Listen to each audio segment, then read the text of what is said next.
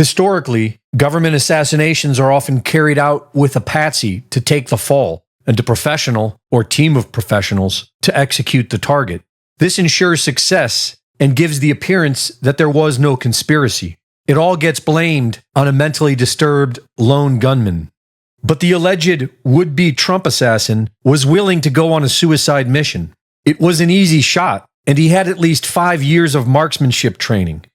The independent work of Asget Industries shows how our young suicide assassin could have been the lone gunman.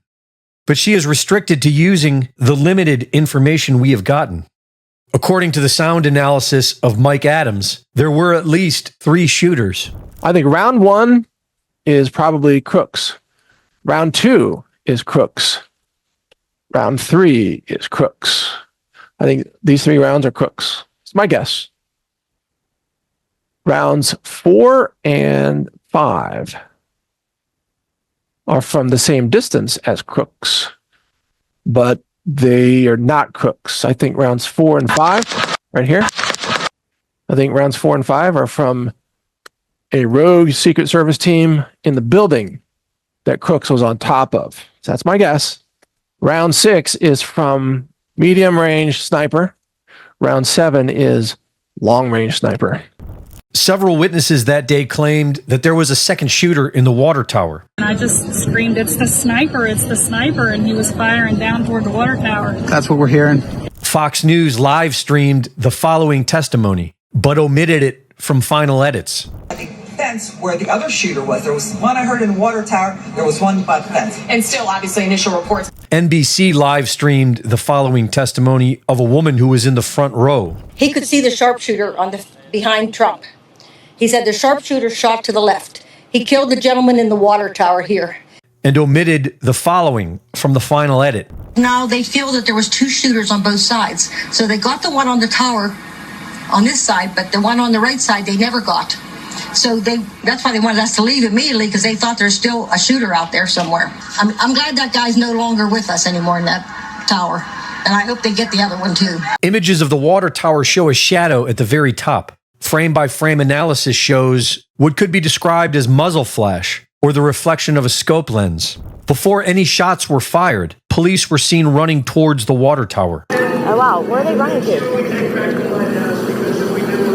Multiple shooters makes more sense, but then how did they miss? Many are insisting that it was a staged event to inflame Trump's popularity. We still don't know for sure whether Donald Trump was hit by a bullet, whether he was hit by glass fragments, whether he was hit by shrapnel. We don't have those details. We actually have no details from his physician, even though this man is still a Secret Service protected, and presidential candidate. We knew almost nothing. Why? Why don't we know that much? We don't know why for 9 full seconds Donald Trump was allowed to stand back up during an active shooter situation, even though they, at that point, had said the shooter was down. How would they have known if there were more shooters or not? Nobody knew that there could have been 5 shooters for all they knew. Yet they allowed him to stand up in the middle of that, crisis and pose for a photo and fist pump the air so he could get the iconic photo. And then they allowed him to stand up again outside of the SUV instead of just shoving him into the SUV. That seems really unusual. What is the actual injury to Donald Trump's ear that's under that bandage? Shouldn't we know that by now? If it was fake, it was a flawless performance. And if it was authentic, it was not only sloppy, it was a millimeter away from chaos. Either way, Trump is now seen by many religious people as being ordained by God, and by others as being the Antichrist, who believers have been expecting to survive an assassination attempt.